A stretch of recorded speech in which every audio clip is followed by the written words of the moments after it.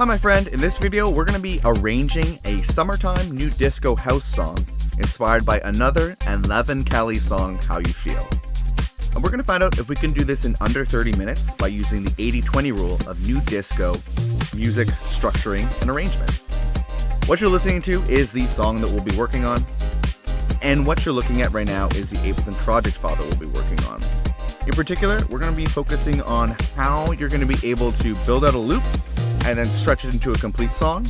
And we're going to look at two arrangements. One, we're going to look at the kind of shortened kind of radio version, as well as how you can turn a radio version into an extended mix version for DJing and playing out.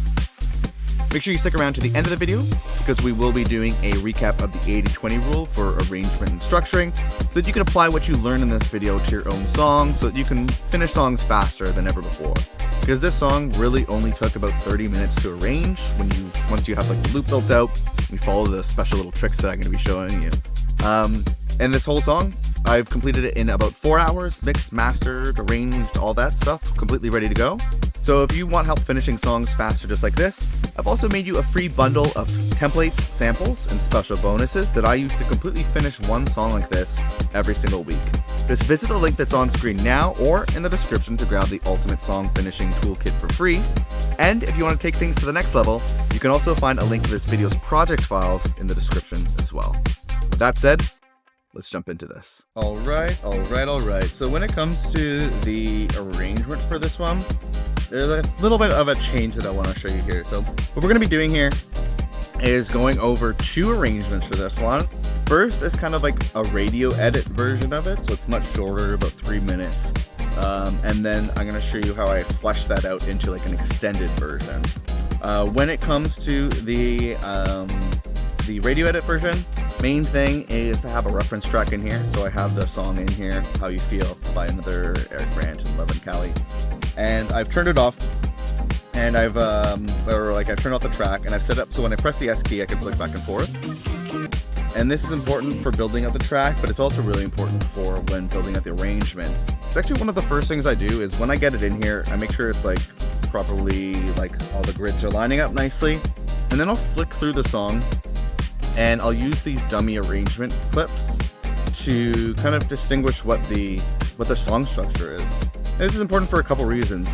One is this way you're getting a good understanding of like the song and where all the elements are. So say we're like, okay, I need to expect in the last chorus there's like strings and guitars and all these extra elements. So before we even start building out the track, it's going to give you a good understanding of like some of the layers that you're going to need to be developing. It's also super useful because as you build out the loop vertically, as you're like referencing the track, you'll be able to move between like, okay, when I build the drums, I'm going to start over here, I'm going to have my loop marker over here, and I'm going to build up my drums in this area because the drums are by themselves. And I know this because of the intro loop here, intro little thing I've done here, and that way I can build up the drums just listening to that. Then I know that like over here, for example, maybe there's just the bass and the drums, so I can go over here and focus really nicely on the bass. Then I'm going to move over to one of these choruses when I'm building up all the synths and vocals. And that way you can kind of move around your loop marker as you're building things out. And then also once you have things built out vertically, then you'll be able to use this arrangement track up here to be able to quickly, really quickly, turn your song into arrangement, because you can copy and paste everything over. You'll be able to clearly see, let me get this music going. It's nice and fun. And then you'll be able to quickly be able to move things over and be like, okay, there's a break here, flick back and forth with the S key, and then like you'll need like, okay, let me remove the kick here to make that break work nicely. And it's really helpful.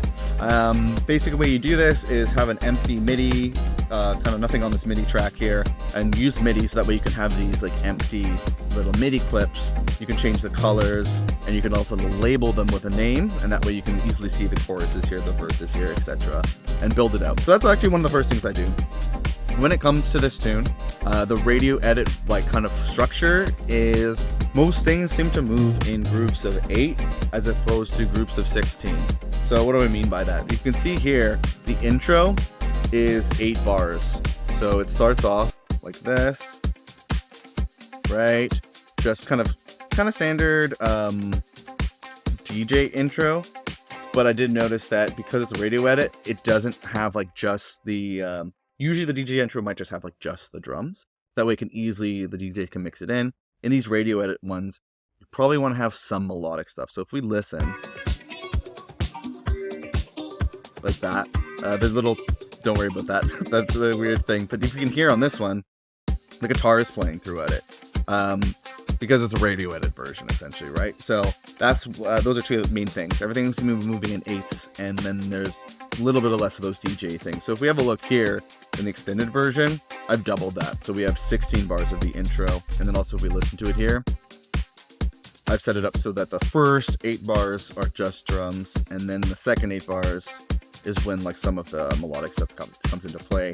So that's one big change. There's a lot more of things moving in 8s instead of 16. So like 8 bars of verse, 8 bars of chorus, for example. When you compare that to over here, like we have 16 bars of chorus, 16 bars of chorus here, still an 8 bar verse there, but you can see things are just drawn out a little bit longer because people are dancing on the dance floor, and the idea is not to quickly stream a song and try to stream it again, right? That's kind of the mentality. Another thing is a little bit with the structure. Things are a lot more to the point. So the intro goes straight into the chorus, straight into a verse, straight into another chorus. Very radio friendly, I'd say. Whereas on the extended mix, you can see what we have is like intro, and then we go into the sub. So the idea here is like the DJ still might be mixing in some of the older elements or mixing this into the other song. Things are a lot more subtle. There's still, you want to have room for kind of blending like that. Whereas over here, if we listen to it, and let me turn the vocal back on. I have it off for the most part. Chorus. Right into it, no messing around, trying to get the hook playing as quickly as possible. So those are some of the main things I would say. When building out a tune like this, if you were starting, I'll do this video as like if you're starting with a radio edit and then stretching it out, because that's how I went about it. I'll try to do another one where I do the extended first and then how to turn that into a radio edit. Because essentially you want to pick one of them to start. In this instance, I was working on the radio edit first, so I built out this song to this. A couple of quick little classic arrangement stuff that I do like to mention. These larger things up at the top, these larger changes, these really dynamic, interesting changes, I would say I call them macro transitions. So this would be like a verse going into a chorus. It's where the human ear can like really tell there's a big change happening, as opposed to like maybe like a little bit of an extra hi-hat being added. It's like, no, like a huge vocals being added, something large, macro transitions. Like for example, that chorus into this break here, it's a very large transition. Anyone can tell that that's changed. That's a macro transition. Then there's also something I want to mention called micro transitions. So micro transitions are smaller changes that happen maybe if a macro transition is happening every 16 or 32 bars, micro transitions happening maybe every 4 or 8 and sometimes 16. And what those are small or little nods. So for example, right here, the kick is going to have the lows removed for a second and then be gone. And so it's just small changes that like drop the energy for a moment to make it so that when that macro change comes in, it's more impactful. So some good examples of that are like that, the dropping of the kick for a moment, or like here, what we have down here is this effects group. So I usually like to have a lot of these. So some of this might be, for example, this reverse crash. Have a listen. Basically just adds some tension to release into the next spot and kind of gives the ear a little bit of a cue of like, hey, something's about to happen. Another really good example is something like this. Like reverse noise swell things. Those are really good. And then you could swell it down into the next section. That's pretty badass. Something like this. Little lasers and stuff like that are really great ways to kind of keep macro transitions are a really great way to like give the ear a kind of a cue that something's about to happen and to just kind of keep things dynamic and interesting and moving. So I definitely would recommend going over those kind of things when building out your arrangements. The main workflow I would say is build out your tune vertically, get the loop going, Then use an arrangement track like this to build out your tune horizontally so that you can get those macro transitions, and then add some dynamicism by adding in little things like reverse crashes and lasers and that kind of thing. In this instance, once you move from, say, having this radio edit into the extended edit, what I did here was I essentially just grabbed all this and have a listen to this because this is sick.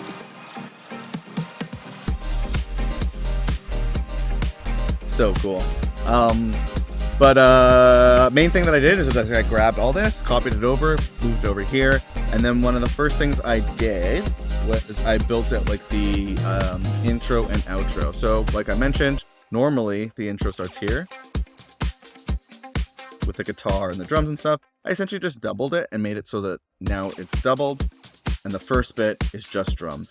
So now we have 16 bars of an intro for the DJ. And I mentioned this a little bit earlier. This is super important to have for extended mixes. Then a super easy move was at the end, I set it up so that the build down is going into a drum outro. So let's have a listen to that. 16 bars is good again. Pretty standard practice for like a DJ outro.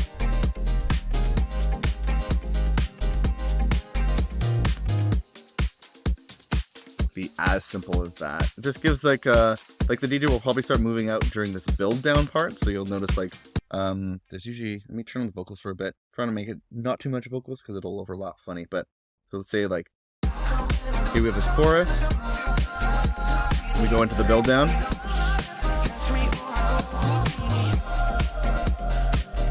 just like that.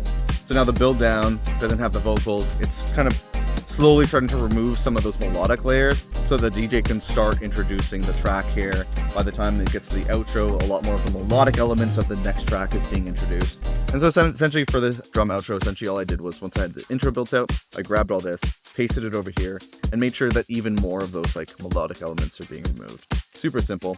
Played around with this. I like the guitar kind of fading in a little bit. Probably not the best idea for a DJ outro, but I thought it was cool, so I left it in.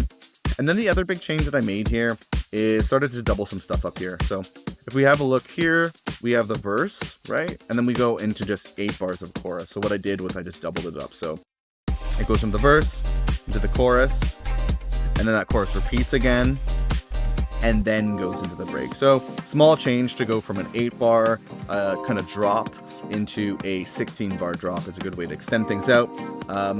Again, the idea is like in like listening environment, like at home, it's cool to hear just like the chorus once or whatever, and you can play it again. Maybe it's even by design, so people are listening to that song more and more and more, racking up the stream counts. But on a dance floor, like it can be unsatisfying hearing the chorus for one phrase like this, like a group of 8 bars. So doubling it up is a badass idea. Same thing over here at the end. We have this chorus here. Let me add in the vocals for a moment. So how I basically arranged this is I don't even know what part of it the song is, but it's like this.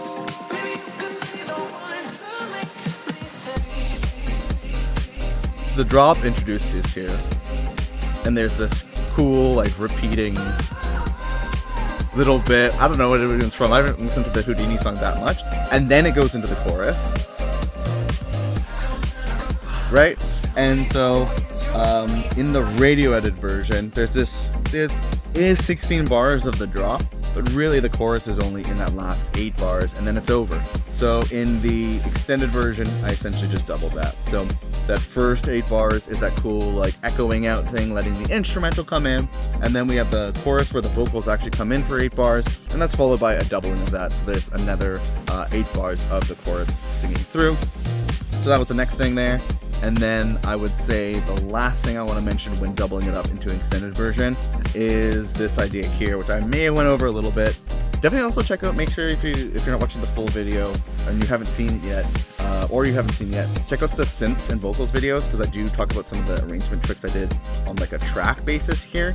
But one thing is like, we go from this intro, let me turn on the vocal, dwelling in a bit. This is still part of the intro. I thought it was cool to add this. And then we pull it. This is pretty typical in like extended mix versions. So having it so that the intro goes from like 16 bars of the intro and then 16 bars of like, I've been calling it the sub, a little bit of voice crack there for you. So 16 bars where there's a little bit less element. So like, for example, no vocal, or I'm having the vocal swell in again. We just turn it off. And then it goes into when like there's more going on. Right?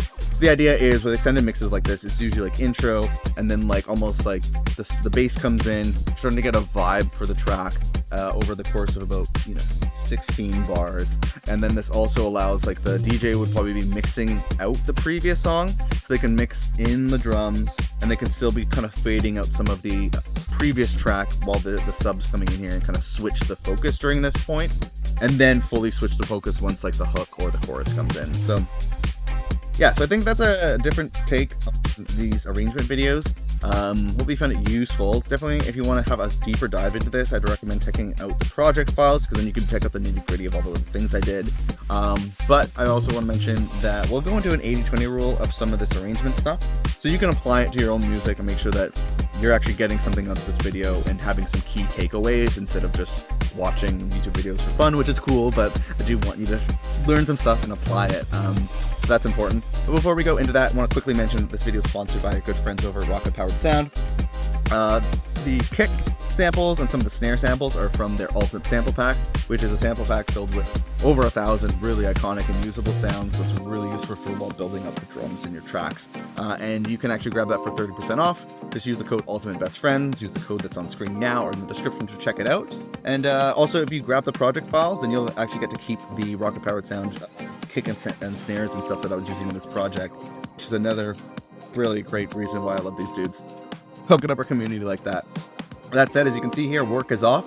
So let's jump into the 80-20 rule for this one. Thanks again to Rocket Powered Sound, and let's jump into this. Hi, my friend, Matt for Best Friends Club here. And if you've been paying attention, then you've probably figured out what the 80-20 rule is when it comes to arranging or structuring your songs. Now, the goal here is to get 80% of the result with only 20% of the time, energy, and effort. And because the first key to the 80-20 rule of arrangement is to use a reference track, we're making sure that we're effortlessly hitting 80% of a track that's been professionally arranged. In particular, we use that reference track to focus on the bigger macro transitions so that we can arrange our songs horizontally very quickly. However, we do need to make sure that we follow the 3-step process by first choosing the reference track and then following it to build out our loop vertically. This way that when we start to build things out horizontally, we have plenty of layers to work with when we're arranging. The second key is to create an arrangement track with empty MIDI clips, so we have a visual guide that we can quickly glance at to make fast and proven song finishing decisions. The third and final key is to quickly and easily make sure your songs stay interesting over time and have a fantastic flow by saving a library of templates, effects, and other sounds that can be used as micro transitions. If you'd like to get a head start by downloading all the racks, templates, and all the files that you've seen me use in the Ableton project file for this video, or if you'd just like to take a closer look at any of the techniques or tracks you saw me work on in this video at your own pace, you can find a link to this video's project files on screen now and at the second link that's in the YouTube description. I'm recreating a different song from the Beatport top charts every single week and making the project files available to anyone who wants them. You'll also get access to a private Discord where you can ask me and the community questions, as well as share tracks for feedback. If you or your music are not quite ready for a shot in the arm like that, I've also made you a completely free bundle of templates, samples, and special bonuses that have helped me figure out how to completely finish one new song each and every single week. And you can grab that free Ultimate Song Finishing Toolkit by visiting the first link that's in the YouTube description here. However, if you just feel like staying on YouTube for now, that's totally fine. Save that link for later and check out this playlist filled with videos just like this one where I arrange and structure songs from the Beatport top charts. Or if you really want to take what you've learned in this video to the next level, then check out this video right here.